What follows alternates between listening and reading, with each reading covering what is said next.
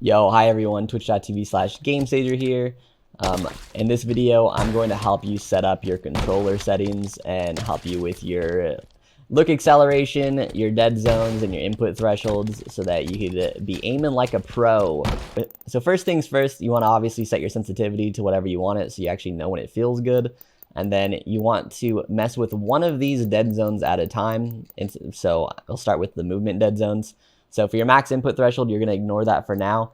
And what you want to do is you want to set your center dead zone and your axial dead zone as low as you can.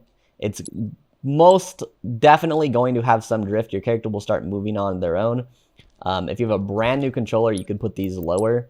But basically, the lower they go, the more control you have, but the lower they go, the more likely the controller is to register inputs you are not doing. So it's going to be moving around without you doing anything.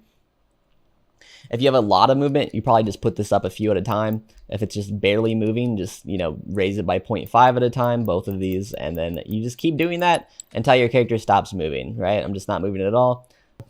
So what you want to do is you want to put the slightest amount of pressure on your analog stick in each direction and then let go.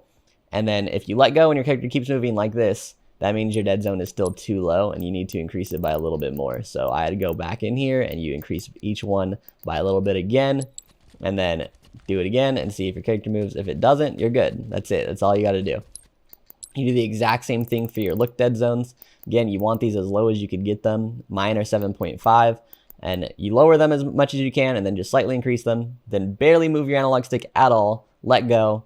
And if your character continues to move or your reticle continues to move, you need to increase it just by a little bit more until you can get it to not move at all when you give it a little bit of pressure.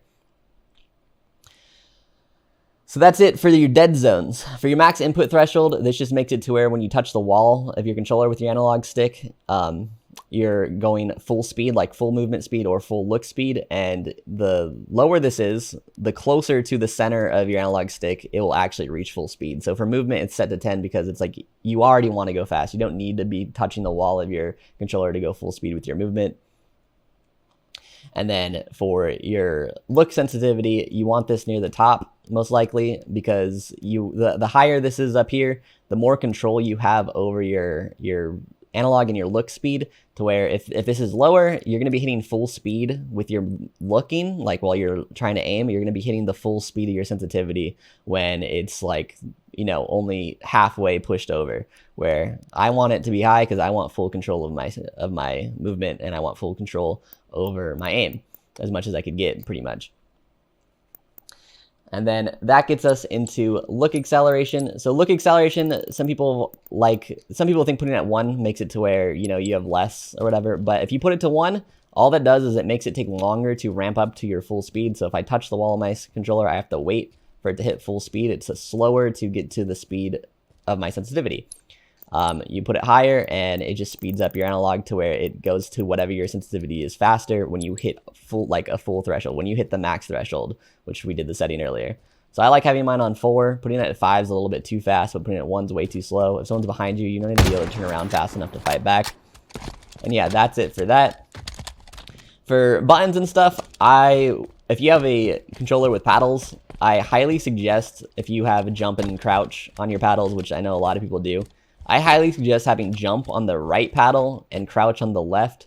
I actually have it the opposite because I'm so used to it, but I wish I didn't. I'm probably going to try to change it. But it's really hard to crouch strafe and jump, crouch, and shoot at the same time when it's on the same hand, because you have to spam crouch and you have to hit aim and you have to be hitting your trigger finger, and it's all at different cadences and different timings, so it really gets complicated.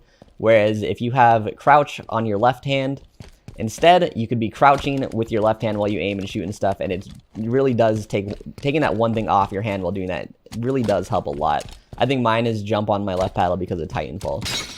But anyway, I'm going to be streaming a lot of Halo. I'll have more guides. I hope this helped you guys. I know a lot of people don't need this. This is for the people that do need it. I know this is probably obvious stuff for some of you. But for anyone that this did help, really help. It helps you get your aim together. I'm going to be playing this a lot. So yeah, I hope you enjoyed the video. Thanks for watching. Twitch.tv/Gamesager. See you next time.